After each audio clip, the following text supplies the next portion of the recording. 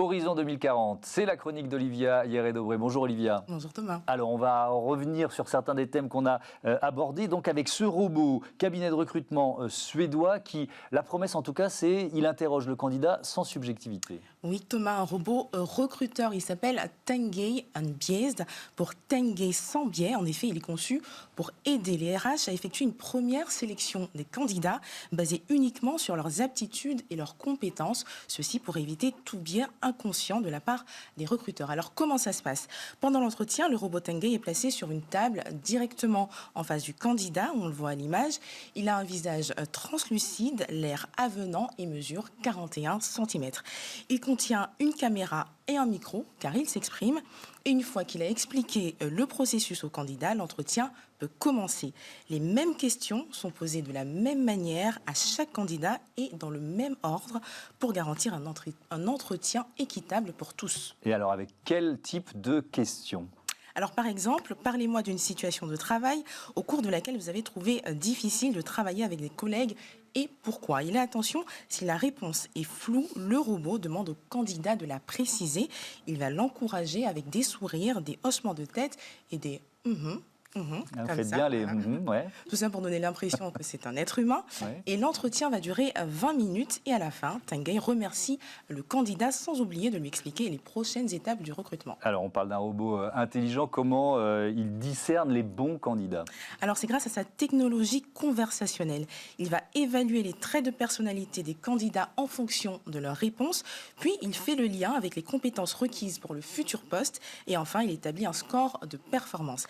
Et cette méthode de recrutement a été validée fin 2020 par des professionnels suédois de la psychométrie. Et donc, il est là pour aider le recruteur. Comment il aide le recruteur ? Alors, il faut savoir que lors d'un entretien classique, un recruteur ne peut pas tout noter et tout écrire, tout retenir. En tout cas, Tanguay enregistre donc le discours du candidat qu'il convertit en texte en temps réel.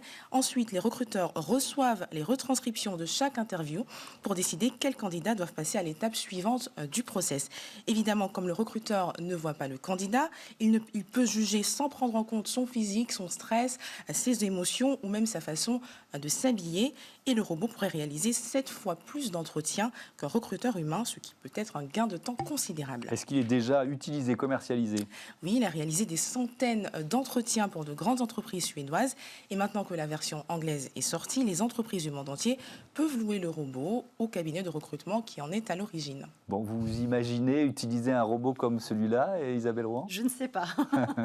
Il a une bonne tête, hein, il a l'air sympathique. Caroline Renou ? Je ne sais pas non plus. Ça vous laisse perplexe ?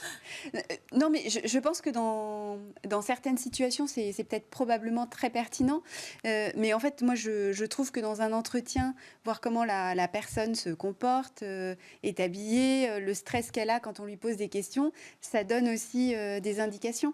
Et c'est intéressant. Oui, c'est-à-dire que ce qui peut être perçu par certains comme discriminatoire, c'est aussi une information pour un recruteur, c'est ça ? On perd tout le non-verbal et moi, ça me pose réellement problème.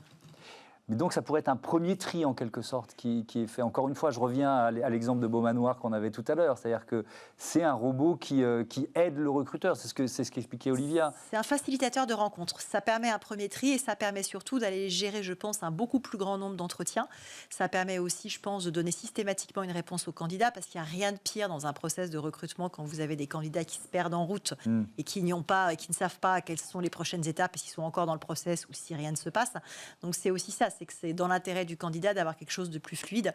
Après, je pense que la rencontre humaine, physique, elle est indispensable dans le recrutement et on peut pas la supprimer. Donc pourquoi pas en premier filtre.